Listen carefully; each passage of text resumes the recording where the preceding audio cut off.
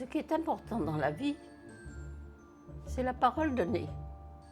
Adolphe, parce que mon père s'appelait Adolphe, à l'époque c'était pas mal vu. Je lui dirais que fais un essai et puis tu verras bien. Mais surtout tu ne te maries pas. Faut déjà admettre que l'autre n'a pas le même caractère que vous, mais ça c'est difficile à se le dire. Il faut éviter les histoires d'argent. Il ne faut pas s'avouer vaincu avant de l'être. Adolphe, elle m'a pissé dessus, je la reprendrai jamais sur mes genoux. Vous me croirez? Ils ont 80, 90, 100 ans. Ce sont tes grands-parents, tes parents. Ils ont aimé, perdu, recommencé, mais on leur demande trop rarement de raconter. Ce qu'ils ont appris sur le bonheur, sur l'amour, sur l'existence. Moi, c'est Nicolas. Je traverse le monde de la Normandie jusqu'en Indonésie pour aller les écouter et partager leur histoire.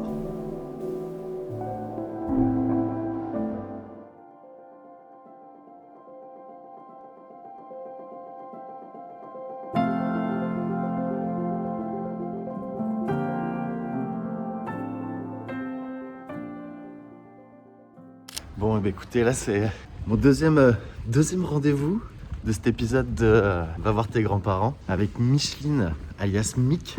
Mais c'est un peu la galère parce que je suis en retard. Mick, elle a 98 ans, elle est née en 1928. Donc là, je me sens un peu mal de faire attendre une vieille dame, hein, on doit le dire. Hein. Je me dépêche. Après, je l'ai prévenue, mais j'arrive pas à la joindre au téléphone aussi, donc j'ai appelé l'accueil de la résidence senior. Bref, allez, c'est parti, épisode 2. Bon, du coup, j'ai ramené un espèce de petit souvenir là que j'ai trouvé au casino.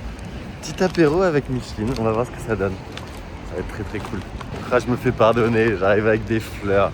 J'arrive même pas avec des fleurs, j'arrive avec un bambou, je suis un touriste.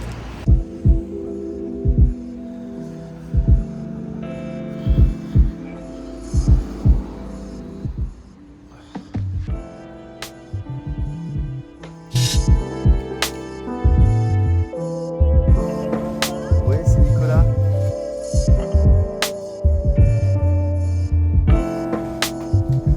J'espère que Micheline va pas.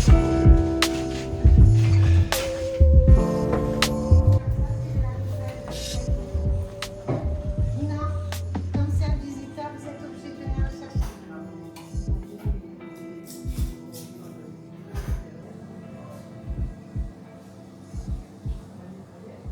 Bon, heureusement que j'étais pas en train d'attendre en bas. Mon message est parvenu, elle attendait. Elle arrive. La pauvre est obligée de venir obligée de venir me chercher. En tout cas, j'ai ramené le petit apéro. Je pense que Micheline, elle va être contente. Et j'ai même une petite surprise pour me faire pardonner de mon retard. Comment allez-vous?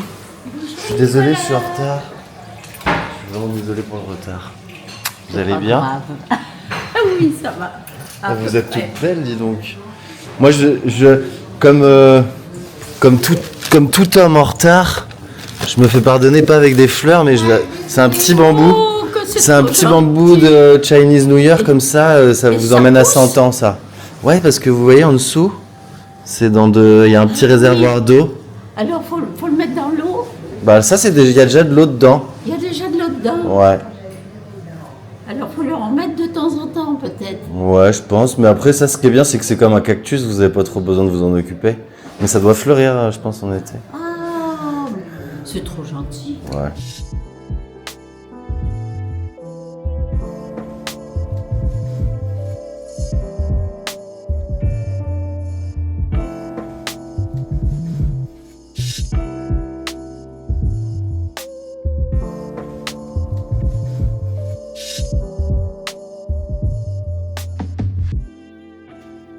C'est quoi? J'ai fait la tarte ce matin. C'est une tarte aux pommes? Ah bah génial!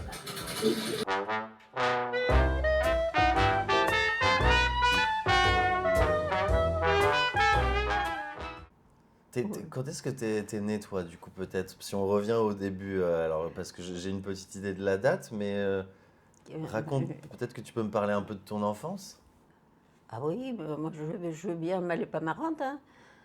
Ma mère s'est mariée une première fois. Je pense qu'elle a voulu fuir son père que moi j'adorais, mon grand-père.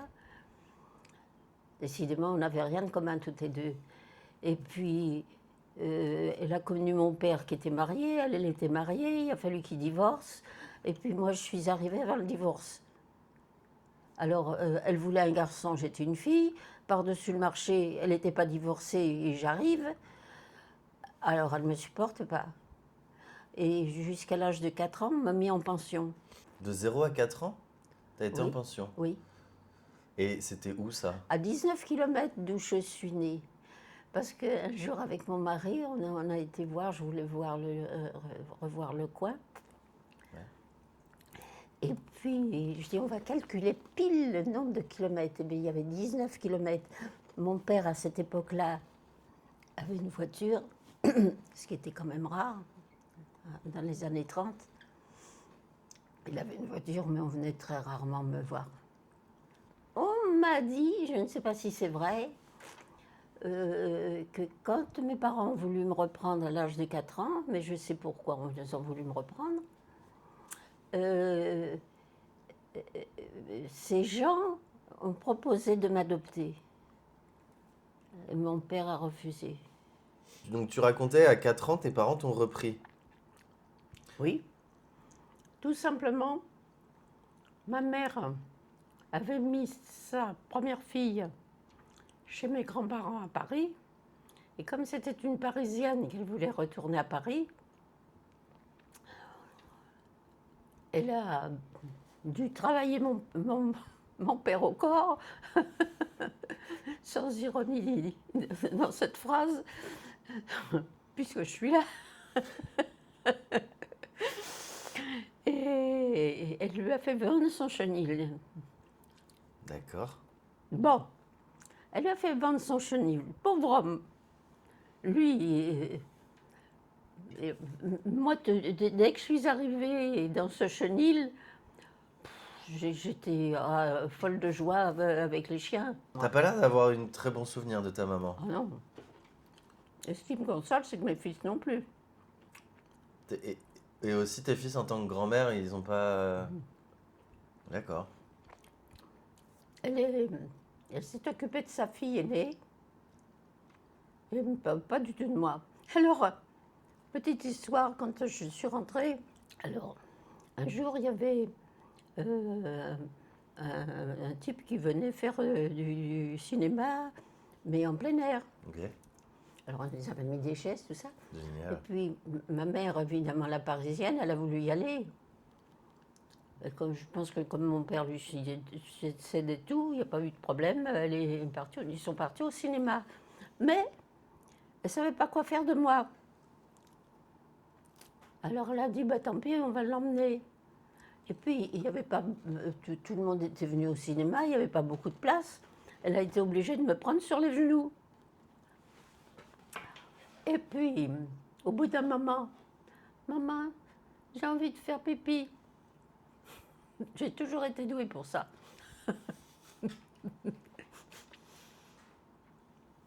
Oui, ben attends un peu. Je m'en souviens très bien. Hein. Et puis au bout d'un moment, maman, je voudrais faire pipi. Je t'ai dit d'attendre. Et puis qu'est-ce qui est arrivé? Je lui ai fait de pipi dessus. Elle a gueulé. Adolphe, parce que mon père s'appelait Adolphe, à l'époque c'était pas mal vu. Excuse-moi de rigoler à ça. C'est vrai que t'as lancé ça comme une bombe. Adolphe. Oh putain, c'est rigolo ça. C'est vrai que bah du coup... C'était une autre époque. On parlait même pas d'Hitler, on ne connaissait pas celui-là. Il était bien plus jeune que mon père. Ah bah ouais. Donc là, il y a ta maman qui hurle Adolphe dans le cinéma. Adolphe, elle m'a pissé dessus, je la reprendrai jamais sur mes genoux. Vous me croirez si vous voulez, elle m'a jamais repris sur ses genoux.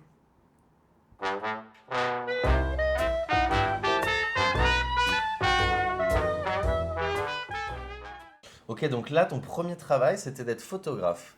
Mais plus précisément sur la reliure, et tu m'as pas dit que c'était pendant l'occupation allemande? Oui, oui, oui. Comment c'était la cohabitation avec l'armée allemande? Bah, Alors, il faut que je t'explique quelque chose, parce que tu vas pas t'y retrouver.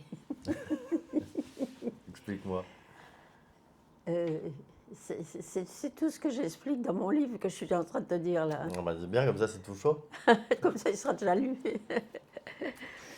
Euh, Mon père est donc rentré à Paris.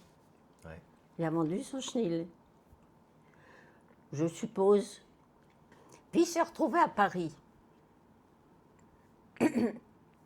Alors il y a été un temps où il ne travaillait pas, il cherchait à faire quelque chose. Et puis cet homme, qu'est-ce qu'il a fait? Il a fait une dépression. Ça ne s'était jamais déclaré chez lui. Ouais. Et pourquoi il avait attrapé une syphilis? Parce qu'il était flic et responsable des maisons closes. Tu sais ce que c'était quand même. Ouais. Et puis, bon, en contrôlant les maisons closes, je suppose qu'il a eu des avantages. Et c'est comme ça qu'il a attrapé une syphilis qui ne s'est pas développée. Il était normal jusqu'au moment où il a fait cette dépression. Et cette syphilis s'est montée au cerveau. Mais je ne savais pas, moi, petite, j'avais 12 ans quand ça commençait vraiment à se voir. Il perdait la raison. Il a été enfermé au Kremlin-Bicêtre. Ça te dit certainement rien, mais Si. c'est pas drôle du tout, si. Bah, il y a une station de métro. Oui, c'est déjà pas mal. Tu te retrouves. C'est près de la porte d'Italie, au-delà. C'est quoi Et- le crème? C'était un. J'avais 12 ans. Le premier dimanche, ma mère m'a emmenée. Il faisait un froid de canard. Et il y avait des grosses clés, comme si c'était des prisonniers. Ok. Ils avaient un costume bleu marine en gros drap.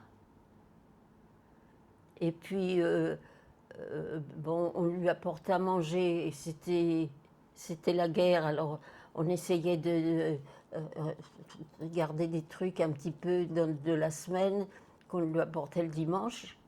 Mais c'était un hôpital psychiatrique? Oui. Un jour, je sors de l'école.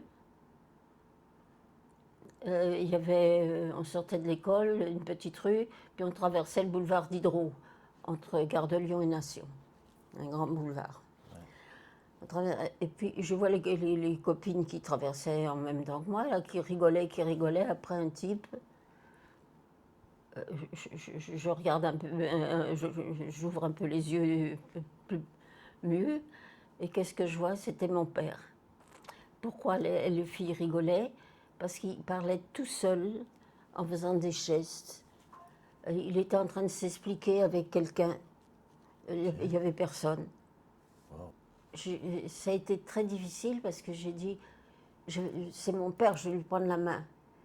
Et puis je me suis dégonflée devant les filles. Et ça m'a traumatisée longtemps. Ouais, je comprends, ouais, ça doit être difficile J'avais 12 ans. d'avoir ce côté, il y a les copains, on n'a pas envie de Oui. perdre la face, et d'un autre côté, d'avoir honte, entre guillemets, de pas son facile. père, ou c'est pas facile. Et puis j'aimais beaucoup mon père. Ton père, c'était ton pilier, quoi. Oui. Et mon père me disait bonjour et il ne me disait pas un mot. Alors je lui donnais ce que on avait pu mettre de côté dans les jours avant. Il mangeait, je lui reprenais ma gamelle et puis je suis chez le camp. Au revoir papa, au revoir ma fille, terminé. Quand t'allais le voir à Kremlin-Bicêtre? Pardon? Quand t'allais le voir à Kremlin-Bicêtre, ou là, il était Oui. encore chez vous? Ok.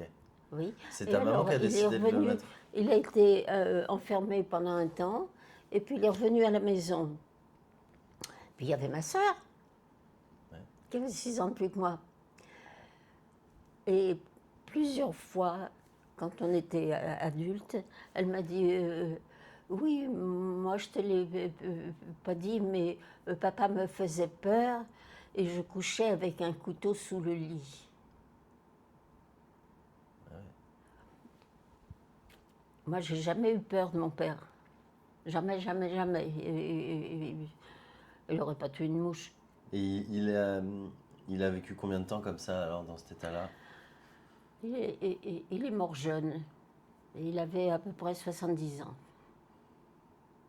Il est né en 82 et il est mort en 50.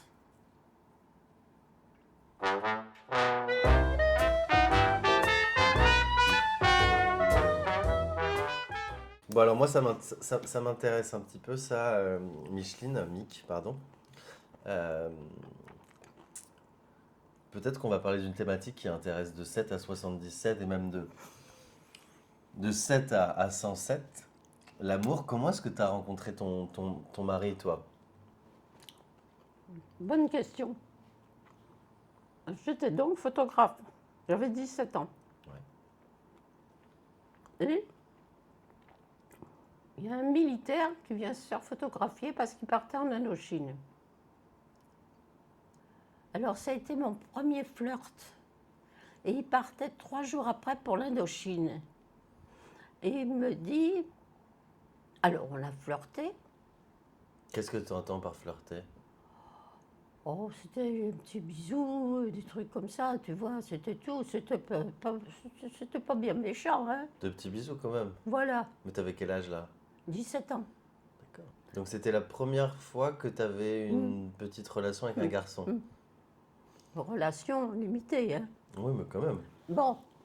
Et puis, alors il partait en Indochine et il me dit, écoute, moi, là-bas, je vais m'ennuyer, tout ça.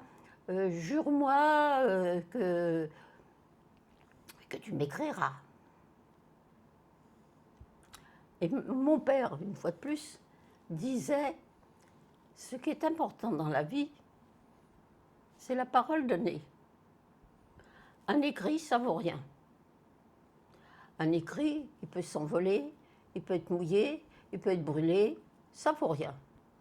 La seule chose qui compte, c'est une parole donnée. J'ai été élevée comme ça. Et ça m'est resté, ce truc. Il a dû me le répéter tellement souvent que vraiment c'est ancré là. C'est bien. Mais Bon. c'est l'inverse de légalement, aujourd'hui on dirait une parole en l'air. L'inverse Mais on dit d'aujourd'hui. un homme de parole, une femme de parole. À l'époque, c'était la parole. Puisqu'il était d'une autre époque. Moi, je suis d'une autre époque, mais lui, il était encore d'une autre époque. Bon. Donc, je me suis crue obligée d'écrire à ce garçon. Comme ça me rasait, que je détestais les écritures. Non pas à cause du style, parce que je trouvais des idées, mais je faisais des fautes d'orthographe, c'était épouvantable. Je suis fâchée avec l'orthographe. Alors je disais, il va me prendre pour une gourde, ça me faisait suer. J'avais trouvé le truc, j'ai acheté des cartes Yvon. Encore un truc qui te dépasse là. Des cartes Yvon? Oui, I-V-O-N. Et Ok. Y-V-O-N. Ok. Des cartes Yvon, qui étaient très connues. C'était de très jolies photos de Paris en noir et blanc. Mais tu l'avais connu combien de temps, ce monsieur? 3 jours. Et puis je travaillais, donc il venait me chercher entre midi et 2 heures. On marchait un peu, je sais pas quoi, et puis le soir un peu, je rentrais un peu en retard, je me faisais engueuler par ma grand-mère. Enfin, ça a duré 2 jours et demi, si tu veux. Bon, Et vous étiez déjà... Toi, t'étais amoureuse de lui? je ne pense pas.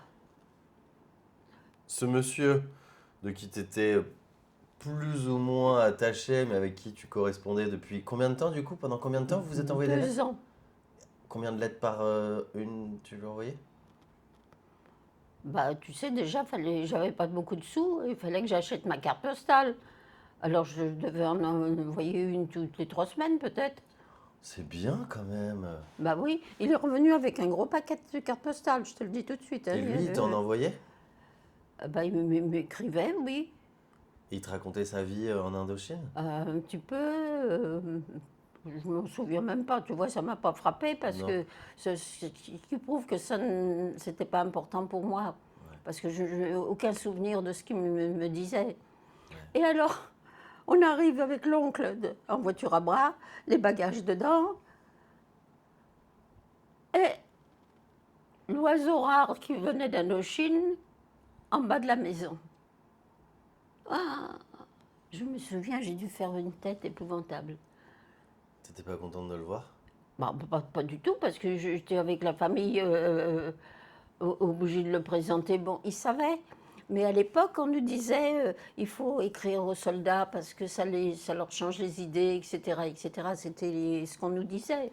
Donc ça ne choquait pas mes parents, enfin mes parents, mon père n'était plus là déjà. Ça ne choquait pas ma famille que j'écrive, que j'envoie la carte postale à ce garçon. On ne me l'a jamais payé, la carte postale, c'est moi qui la payais de toute façon. Bon, et alors je me suis trouvée coincée. Et alors là, j'ai pensé depuis, parce que c'était fin septembre. Octobre, novembre, décembre, et je me suis mariée le 24 janvier. C'est-à-dire 4 mois après, à peine, j'étais mariée. Et la veille de mon mariage, il y avait un fauteuil crapaud à la maison, et je m'étais ratatinée dans le fauteuil crapaud. Et mon oncle, qui m'aimait bien, il m'a dit « Micheline, il n'est pas trop tard. Si tu crois que tu fais une erreur, tu me le dis. »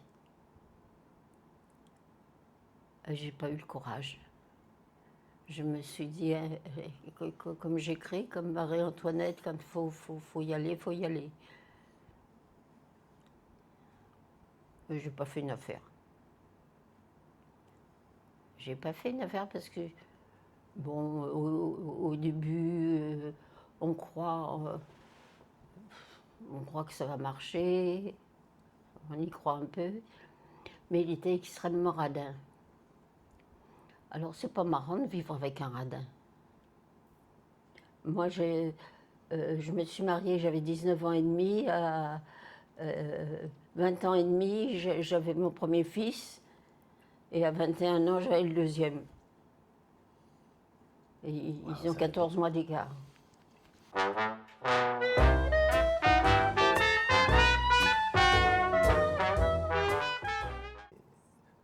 Donc, comment est-ce que t'es passé de... Tu te maries avec du coup ton mari qui s'appelait François, à aller vivre au Cameroun? Non. Quand on s'est mariés, il rentrait d'Indochine. Il s'est fait démobiliser, il n'avait pas de situation. Et ma sœur, ma sœur et son mari et leur fils étaient au Cameroun. Et son mari a dit on construit un cinéma à Douala et il cherche un directeur pour le cinéma de Douala. Si vous voulez, ils ne se connaissaient même pas, ils ne s'étaient jamais vus de leur vie.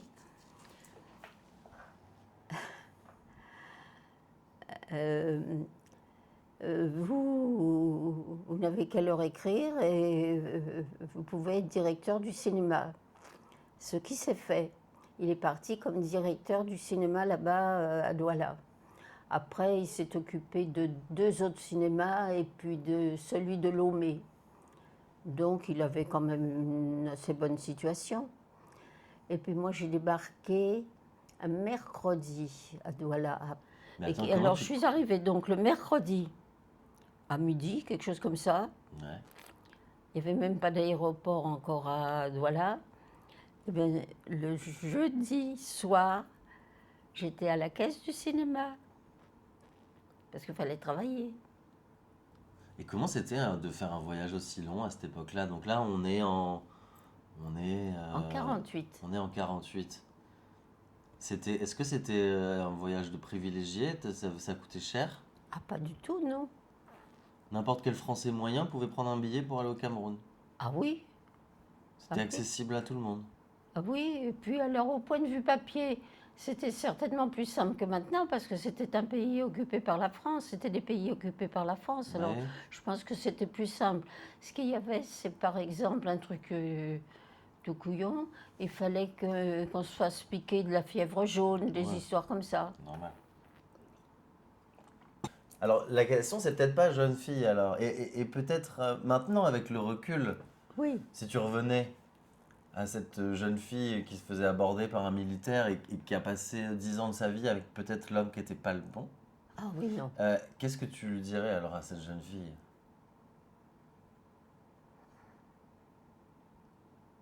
Je lui dirais que fais un essai et puis tu verras bien.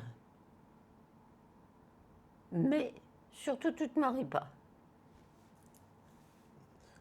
Que ça soit, peut-être tu peux le dire en deux fois, ou s'il y a eu des divergences, mais comment c'était la vie début des années 50 dans des colonies ou slash protectorats français, du coup comme le Cameroun ou le Sénégal? Bah, tu sais, tu parles avec les femmes africaines, par exemple, un homme par rapport aux femmes africaines. Non, juste toi, comment tu l'as ressenti? Comment tu as été Moi, accueilli? moi, moi, Quel je- rapport moi, t'avais? moi, Est-ce que tu te moi, sentais... j'ai adoré ces pays-là. J'ai adoré parce que je fuyais quelque chose qui ne m'allait pas. Donc, je me suis trouvée dans tout à fait autre chose, avec des amis, une vie, une vie où il n'y avait pas ma mère. Donc, j'ai adoré ces pays-là. Et comment tu le vois, toi? Est-ce que tu te sentais comme un colon? Pas du tout, T'avais pas l'impression d'exploiter... pas du tout, pas du tout. Non, et j'ai été très choquée il y a quelque temps parce que j'ai un filleul sénégalais. Le Sénégal a beaucoup compté pour moi. Et donc, ce filleul sénégalais, il y a peut-être 2 ans de ça maintenant, parce que le temps passe tellement vite, il me dit un jour, oui, avec ce que les Français nous ont pris dans notre sous-sol, avec tout ce que les Français nous ont pris dans notre sous-sol, c'est normal qu'on en profite d'une façon ou d'une autre. Ça m'a pas plu, j'ai raccroché. Parce que quand je suis arrivée en 1948, ces pays-là étaient encore très rustiques. Ouais, j'imagine, Le mot rustique est plutôt gentil, j'imagine. oui. Et qu'est-ce qu'on a fait? On a construit des routes, on a construit des dispensaires, on a construit dans les villages simplement des trous pour qu'ils aient de l'eau. On a fait sur le plan humain beaucoup, beaucoup, beaucoup. Alors nous, le dimanche à Douala, il y avait ce qu'on appelait la route Razel. La route Razel, c'était une route entre Douala, qui était le centre commercial, et Yaoundé, le centre administratif. Ouais. Alors, où était ma sœur? Ma sœur était à Yaoundé et moi j'étais à Douala. Et il a fallu construire une route entre ces deux grandes villes. Alors le dimanche, on prenait la voiture et on allait voir jusqu'où ils avaient travaillé. C'était notre grande distraction, ça. Alors on disait, ah, on va voir la route Razel, on va voir la route Razel. C'était la grande distraction. Donc les Français travaillaient beaucoup. Et les Anglais disaient à l'époque, on ne comprend pas les Français, ils prennent toujours les territoires où il n'y a pas de pétrole. Tandis que nous, ce qui nous intéresse, c'est le pétrole. Et c'est vrai, et les Français se sont mal débrouillés de ce côté-là. Intéressant. Intéressant. C'est vrai que bah, aujourd'hui, on a... Alors, c'est hyper intéressant d'avoir toi, ta vision, bien que évidemment elle peut pas être à Elle est 100% objective puisque tu es arrivé, mais en tout cas toi, t'as pas senti, même s'il y avait un pouvoir quand même de dominant-dominé, mais t'as pas senti d'abus.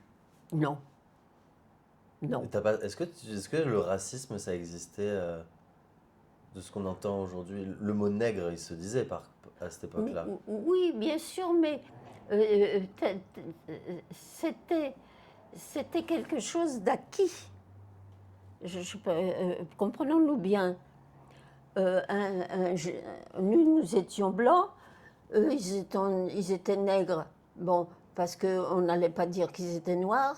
On avait choisi le nom nègre, je ne sais pas pourquoi, on aurait pu dire qu'ils étaient noirs.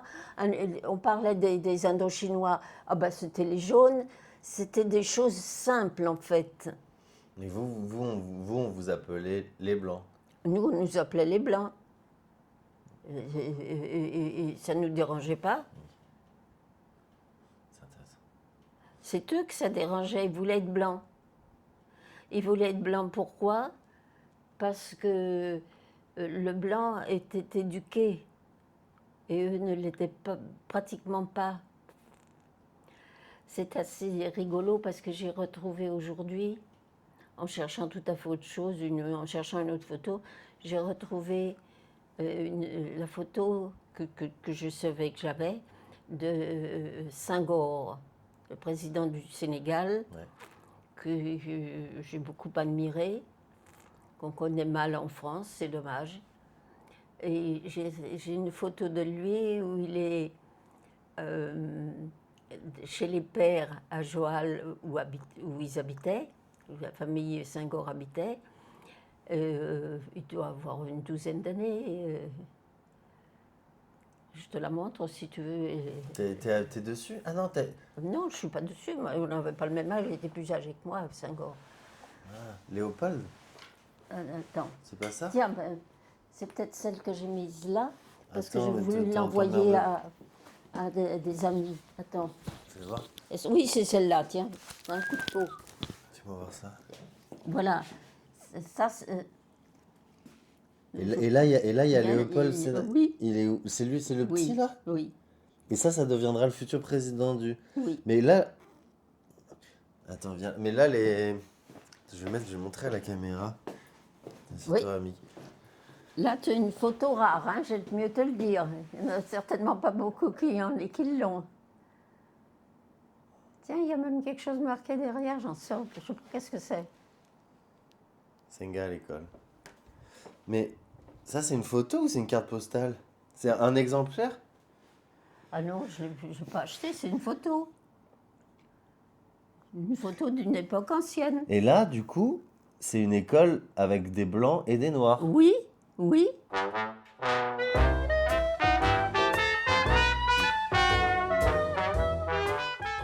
Tu as parlé du Sénégal. Tu Ah as dit ben, que tu avais des beaux souvenirs. Est-ce qu'il y a un souvenir en particulier ou quelque chose que tu aimerais dire sur ce pays sur... oui, j'ai un souvenir particulier. Si tu veux, je vais te dire un truc. Si ma vie était à refaire, j'aimerais rencontrer mon mari, avec qui j'ai passé 42 ans. C'est quand même pas mal de temps. Hein. Et on serait encore ensemble s'il n'était pas mort, le pauvre. Bon, on a vécu quand même 42 ans ensemble. Et si ma vie donc était à refaire, je souhaiterais que ce soit à nouveau lui qui soit mon mari, personne d'autre. Et pourtant, il y a quelqu'un qui a compté beaucoup dans ma vie.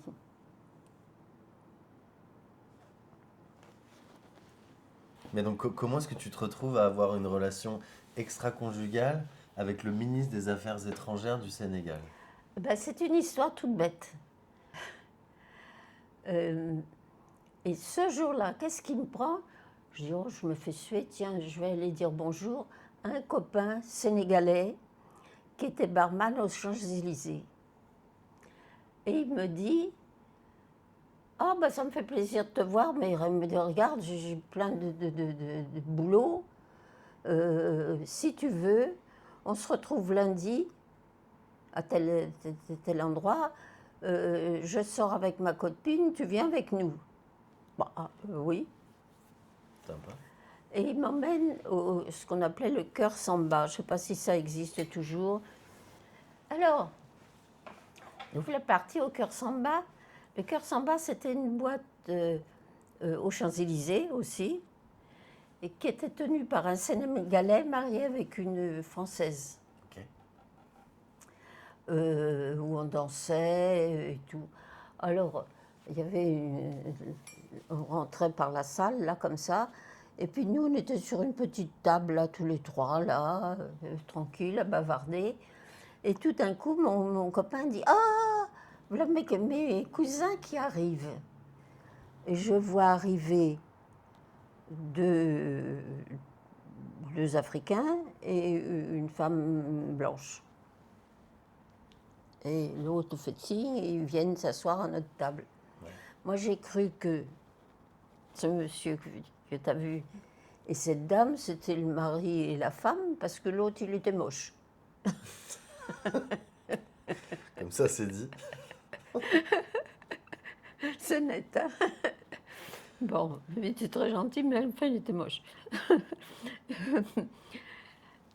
Et puis, je m'étais trompée parce que tout d'un coup, il y a mon copain qui dit Françoise, tu viens avec moi, on va danser. C'est la copine de mon ami, là. Ouais. Et ils partent danser. Et ce monsieur moche dit à la dame et si nous, on allait danser aussi. Et moi, me retrouve avec celui-ci à table. Alors, on attend un petit peu. On ne savait pas quoi se dire. On ne s'était jamais vus. Et puis, au bout d'un moment, il me dit ça vous ennuierait si on allait danser aussi? Moi, je lui dis non, pas du tout. Et écoute, je ne peux pas te dire. Il y a quelque chose qui est passé entre nous. Je ne sais pas si tu y crois, ça. Oh, si, j'y crois. Tu y crois? Oui. Moi, j'ai été suffoquée parce que ça a été puis réciproque, si tu veux. Et alors, il était à l'hôtel Lutetia. Ouais. Oh. Alors, il me dit, si vous voulez, je vous invite au Lutetia à dîner. Et je lui dis, mais je veux bien, mais je n'y vais pas toute seule. J'emmène ma sœur, qui était avec mon ex-mari. Oh, la galère. Oui, parce que je voulais quand même T'étais pas- pas sûre? pas peur du tout, mais je ne sais pas. Une espèce de protection. Je me demande si c'était pas contre moi la protection. Mais attends, mais c'est un palace, le Lutetia. Oui, Il t'a invité à dîner. Donc Oui. déjà, il paye une part, et en plus, il fallait qu'il paye la part de ta sœur. oui. Oui, Eh ben, oui, il c'est pas avait- il grave. était motivé. Oui, mais j'ai même pas pensé à tout ça. Hein. Et tu connaissais son poste à cette époque déjà? Oui, je savais qu'il avait un poste important. Ok. Et puis c'est quelqu'un qui était très très aimé des Français. De toute façon, Senghor aussi. Hein. C'était la fin de l'époque française. Édouard, avant, avait été ministre, il s'appelait Édouard, avait été ministre des Travaux publics. Et il avait aidé une boîte française pour un marché. Ce qui n'était d'un côté pas très honnête. Et je lui avais dit, alors j'avais une amie qui travaillait dans cette boîte. Alors je lui ai dit, pourquoi il a fait ça? Alors je lui avais demandé, je lui ai dit, pourquoi quand on s'était connus après, pourquoi tu as fait ça? Alors il me dit, c'est pas difficile. Il m'a dit, si je n'avais pas fait ça, merci. C'était X personnes qui étaient à la rue et qui ne mangeaient pas. Parce qu'au Sénégal, il n'y avait pas comme nous vous ne travaillez pas, vous ne travaillez pas, puis c'est terminé. Nous, vous êtes payés, vous avez comment ça s'appelle déjà? Il y avait déjà du chômage. Une non, pension? non, mais nous, quand on ne travaille pas, on est payé. Bah, ça s'appelait la NPE à l'époque. Oui, mais c'est le mot classique. Bah, c'est le chômage. Le chômage. Ouais. Bon, et le chômage n'existait pas au Sénégal. J'imagine que... Alors, il me dit, c'est une grosse boîte de travaux publics, Ouais. c'était important. Il m'a dit, c'est mieux que je les ai légèrement favorisés, ça permet à tant de personnes de continuer à vivre. Et c'était pas idiot. Et alors,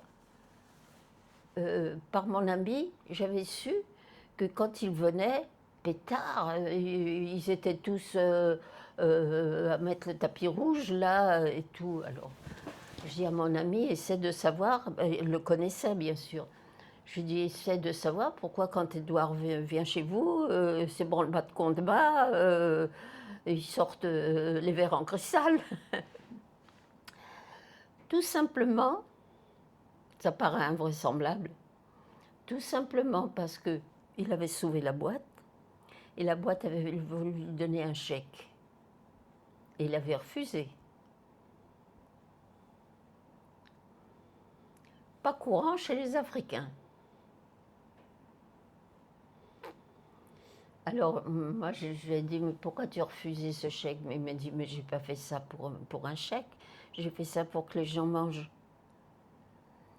Alors, je lui ai dit, oui, mais tu aurais pu, par exemple, donner à une comment ça s'appelle? Une œuvre caritative. Une œuvre quelconque. Elle m'a dit, bah, j'y ai pas pensé. Oui, j'aurais pu le faire, mais j'y ai pas pensé. Alors, vous voyez, c'était quand même pas n'importe qui était plus âgé que moi, il avait 14 ans de plus que moi. Mais je l'ai jamais senti, ça m'a jamais préoccupé. T'avais quel âge là à ce moment-là? J'avais 40 ans. Quand il est décédé? Oui, je l'ai connu 7 ans avant. J'avais 33 ans quand je l'ai connu. Je n'étais pas remise de la disparition de ce garçon. Ah, t'es indépendante? Chacun a sa façon de voir les choses. C'est pas l'argent qui... Et tu regrettes pas? Ça t'a forgé le caractère? Non, Ça t'a permis de trouver des solutions? absolument. Absolument. Oui, mais les filles d'aujourd'hui sont plus intéressées par le fric. Hein. Celles qui n'ont rien à proposer? Celles qui sont intelligentes, Elles sont rares, celles-là. avec de l'intellect et qui gagnent leur vie, elles s'en fichent? Non, elles sont pas Oui, alors lui était mort. Donc. Et puis j'étais à Siminti. Puis je finis ma saison à Siminti. Et puis j'ai une amie qui tenait un bar avec... il y avait un petit bowling. Donc j'étais encore sous le regret de la disparition de cet homme. Et puis Yvette me dit, écoute, comme tu peux plutôt faucher moi aussi, parce qu'elle s'occupait mal de son bar, parce qu'elle connaissait un Libanais, elle s'occupait plus du Libanais que son bar. Moi, j'ai horreur du travail du bar. Vous voyez, je cherche pas à boire, j'ai jamais cherché à boire, j'aime pas le bar. Autant j'aime la cuisine, autant j'aime pas le bar. Alors, elle me dit, écoute, je te donne 10%, c'était la moitié de la recette. 50% pour elle, 50% pour toi.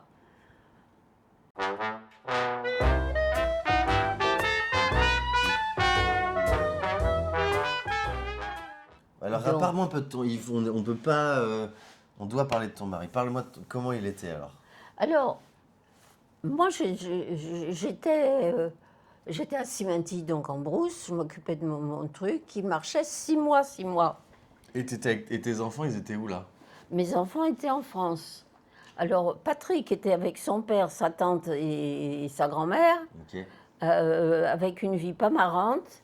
Entre autres, quand on était à Vichy avec Édouard, j'ai fait venir Patrick, qui est arrivé avec un tailleur, tout est limé là et tout. Je dis, Patrick, mais tu sors avec ça Il me dit, oui, tu sais, quand je suis à l'école, j'ai honte, parce que souvent les copains me disent, dis, t'as vu, tu as esquinté ta veste.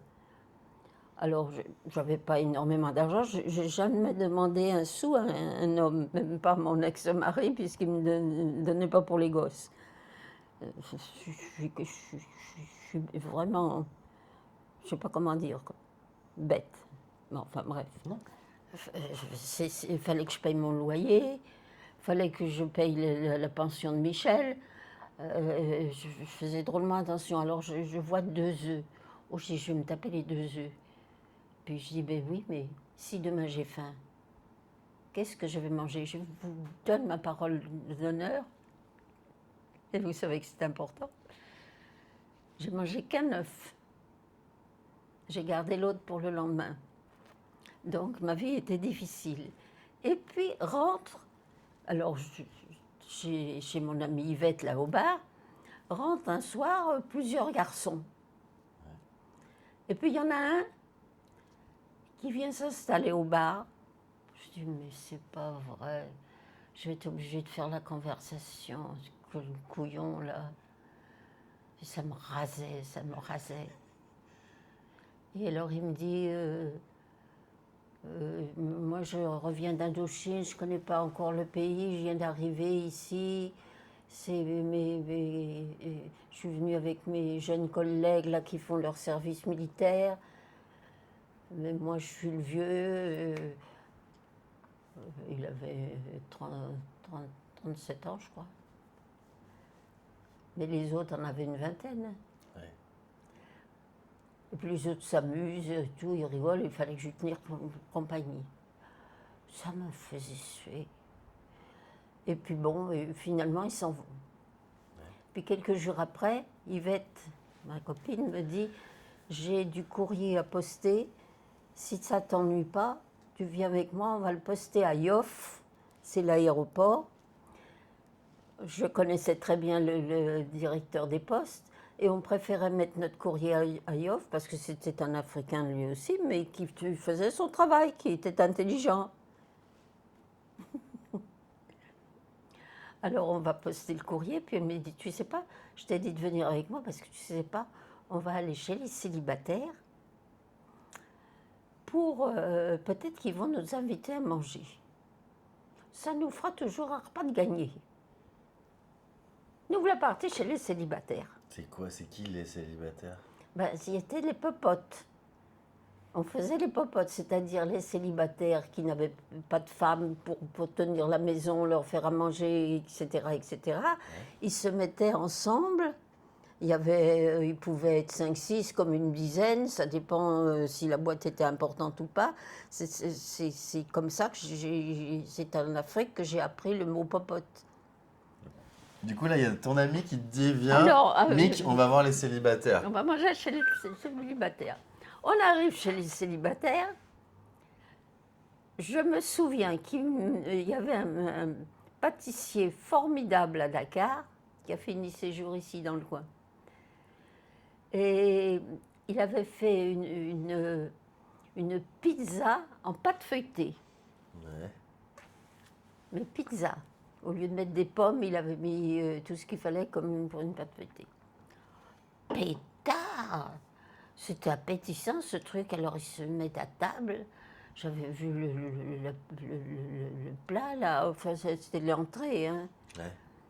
Puis ils ne disaient rien. Alors au bout d'un moment, Yvette, elle dit, bon, ben dites donc les garçons, on va vous laisser manger, on s'en va, on était venus vous dire bonjour. Et il y en a un qui dit, ah non, vous ne pouvez pas partir maintenant. Baron n'est pas arrivé. Moi, je me dis, Baron, qui c'est celui-là? Ça doit être le chef de popote. Ça doit être le chef de popote. Alors, il va te dire, bon, ben, on attend encore 5 minutes, mais on va partir. Puis on attend les 5 minutes. Puis elle dit, bon, ben, vous voyez, votre baron, là, il est toujours pas là, on s'en va. Ah non, non, non, non, ne partez pas, les filles, parce qu'il ne serait pas content. vient de finir son travail et il va arriver d'une minute à l'autre.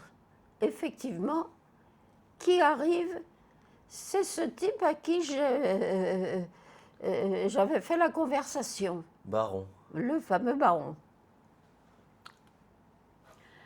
Il n'était pas titré, hein, ne nous affolons pas. Mais les copains l'appelaient le baron. Il l'appelait baron parce que c'était le plus âgé, D'accord. d'une part, et que dans l'aviation, à la guerre de 14, ça remontait à la guerre de 14, ceux qui étaient dans l'aviation étaient souvent des gens titrés qui avaient eu de l'argent, qui n'étaient pas le piou-piou, là, aller faire la guerre en ligne, qui étaient dans l'aviation. D'accord. Donc ce terme venait de là. Et il l'avait baptisé baron, Ok. comme ça. Mais au moins, tous les célibataires, ils mangeaient pas tout seuls, ils se réunissaient. Voilà. Ça, c'est bien, tu sais, parce qu'en vrai, on se rend pas compte, mais Oui, il y a beaucoup de gens qui disent, moi, ça me dérange pas, en vrai. Mais apparemment, moi, je mange très souvent seul. Et c'est pas bien, manger seul. ben non. Il faut partager ses repas. Bon. Mais je comprends. Ça, c'était cool. Hein. Et en plus, du coup, pour les femmes célibataires, c'était Ah c'était oui, le alors marché. on avait mangé un repas. Alors, on voulait partir. Et puis il dit, qu'est-ce que vous faites ce soir? Classique. Classique. Alors d'abord, il me tutoie. Et quand il tutoie, Yvette aussi d'ailleurs. Ils se tutoyaient tous. Et moi, je t'ai dit, moi j'y arrivais très bien avec toi, c'était étonnant. Je ne me suis même pas trompée, je l'ai enregistré. Juste une fois. Alors, il me dit, qu'est-ce que tu fais ce soir? Yvette, que faisons-nous ce soir? Je te jure.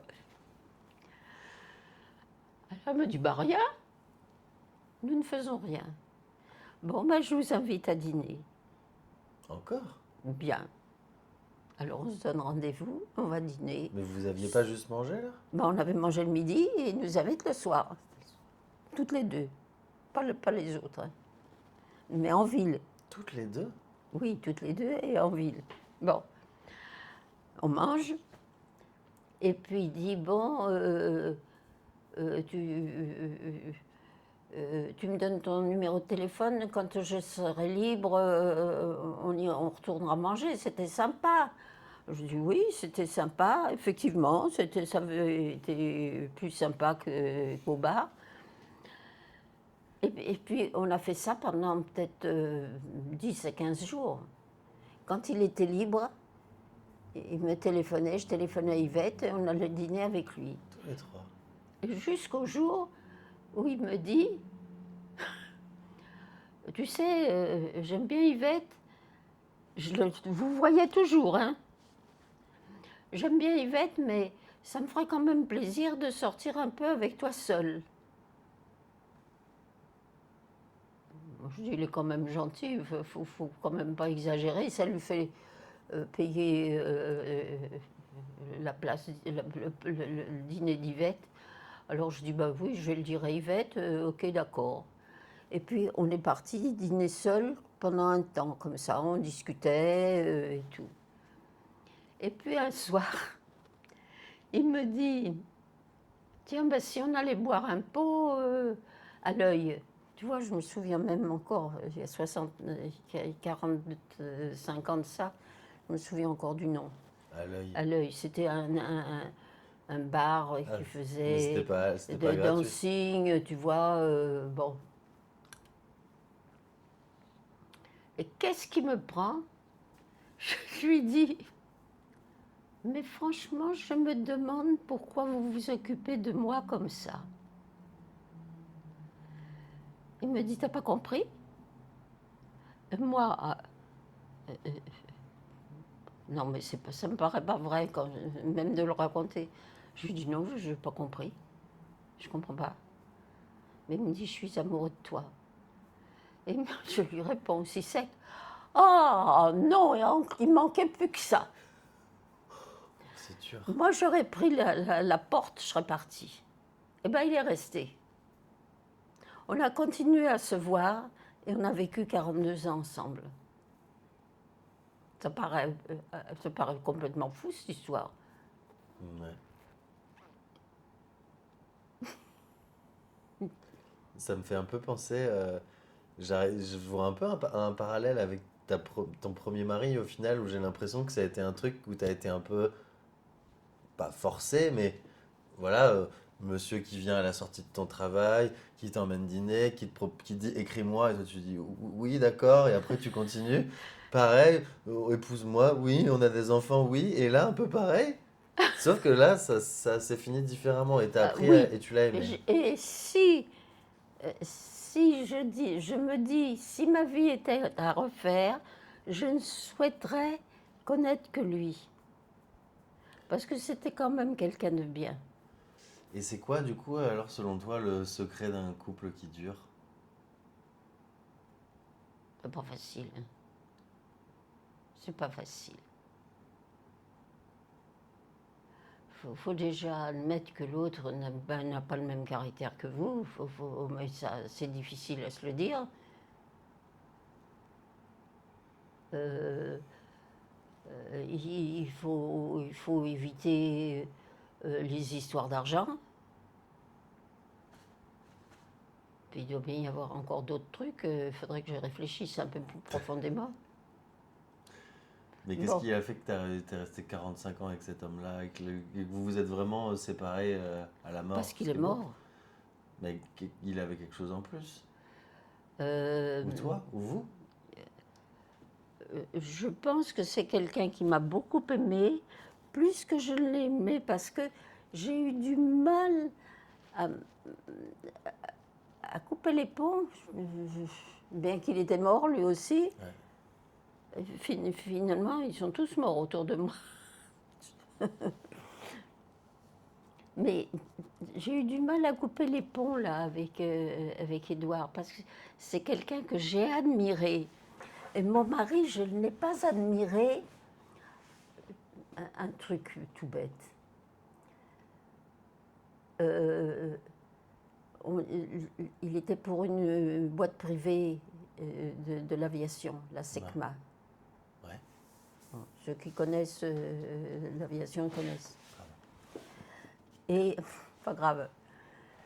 Et on lui dit, vous allez passer un examen et vous serez titularisé en France. C'est-à-dire que, moi je ne le savais pas, mais il devait le savoir, que la boîte elle est plus ou moins fermée et que ceux qui seraient titularisés en France auraient une situation en France. Les autres, ben, ils n'en auraient pas. Alors, ils étaient 3 à passer l'examen et lui avait 39 ans, les autres étaient plus jeunes. Alors, déjà, il me dit, ah, c'est pas la peine que je m'inscrive, j'ai 39 ans et c'est jusqu'à 40. Je lui dis, tu as 1 an, profites-en. Il ne faut pas s'avouer vaincu avant de l'être. Bon. Et puis, petit à petit, je lui dis, mais Loulou, tu as cet examen à passer, tu travailles pas. Il faudrait peut-être que tu travailles un peu. Il me dit, non, j'ai pas mes livres. Et où sont tes livres? Chez mes parents. Ben, on va écrire à tes parents qu'ils envoient les livres. Ah non, parce qu'ils ne savent pas où ils sont. Ben, tu vas leur expliquer. Et puis les 2 autres copains disent, ah, lui il a de la chance, c'est lui qui va passer, pas nous et tout, il est bien meilleur que nous et tout, il était meilleur pour le trafic aérien. Okay. Puis il a été recalé. Il a été recalé parce que on lui a posé des questions sur les nuages, la météo. Ouais. Et il n'avait pas besoin de savoir parce qu'ils avaient un météorologue et il prenait le téléphone. Ouais, la météo. Alors lui, il avait complètement perdu les trucs de météo. Ouais. Et il s'est fait avoir là. Alors moi, ça m'a rendue furieuse. Je lui reprochais des choses comme ça. Tu trouvais qu'il avait... manque... pas assez battant. Ambition. Bon, je t'ai tout raconté, presque. Il y a quelque chose d'autre que tu voudrais partager ou pas? Il est trop tard. Je m'en vais alors. Tu sais que j'ai filmé l'atelier mémoire que j'ai fait la semaine dernière. Oui. Et tu sais qu'à un moment, j'ai posé la caméra au niveau du rétroprojecteur. Ah, j'ai vois, pas fait attention. La caméra, en fait, toi tu étais là, Oui. tu regardais la scène là, et là il y avait le rétroprojecteur, et là il y avait la caméra. Et bref, à un moment, donc, j'ai regardé les images, à un moment, et en fait, à un moment, la caméra elle était tournée comme ça. Je sais pas pourquoi. Je Donc pense que ça vers avait dû toi. bouger. Non, vers toi, t'es là. C'est toi, là. Oui. Toi, avec la Oui. dame derrière. Et du coup, ça filme sans que je le sache et sans que tu le saches aussi. Et t'es donc avec la dame qui est derrière toi. Et elle te demande la date du jour, je crois. Et tu lui dis, et donc c'était un vendredi 13, ça je me souviens, vendredi 13 2025. Puis bref, il passe 2-3 secondes. Et je sais pas, et après tu te retournes et tu lui dis, bah parce que moi je me suis. Tu relis, non, 2026, pardon, tu lui dis 2026 et tu fais, je me suis trompé, j'avais mis 2062. Et j'ai regardé ça et ça m'a fait rire. Vous êtes bidonnés toutes les deux. C'était tellement mignon la façon dont tu l'as dit. C'était. Mais 2025, mais moi je sais pas pourquoi j'ai mis 2062. T'as voulu te rajouter ces 40-50 ans. Au point où j'en suis, allez hop, un peu plus. Bon, je vais voir.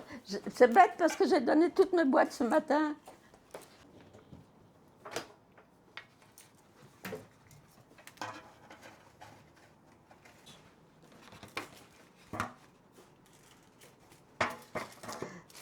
Je crois au Japon. L'objectif, quand même, il est je te l'ai dit au début, un petit peu de donner un peu des conseils. Je sais que c'est pas facile de se mettre dans Non. une posture de faites ci, faites ça. En revanche, la dernière chose que je te demanderai, Mick, c'est si aujourd'hui tu étais de l'autre côté de la caméra et que tu te retrouvais à trouver par hasard une discussion entre Yvonne et Nicolas, tu as 20, 25, 30 ans, qu'est-ce que tu aimerais dire? Ou est-ce qu'il y a quelque chose? Là, potentiellement, la réponse est non, Nicolas, arrête, tu me fais chier, j'ai rien envie de dire. Je t'ai déjà raconté ma vie, c'est suffisant. Mais voilà, s'il y a un truc que tu as envie de partager, Oui. bah, c'est le moment.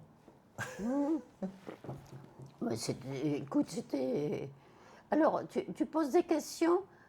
Il faut des fois réfléchir beaucoup. Ouais.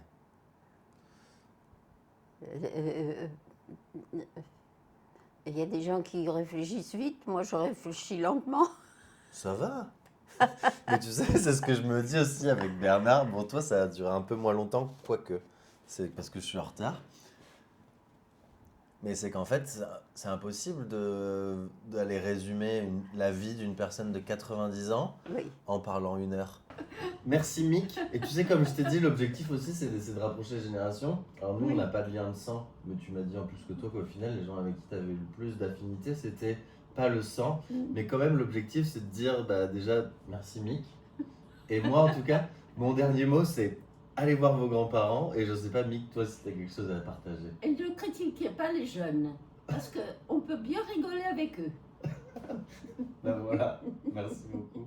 C'est un plaisir. Voilà, je vais te montrer.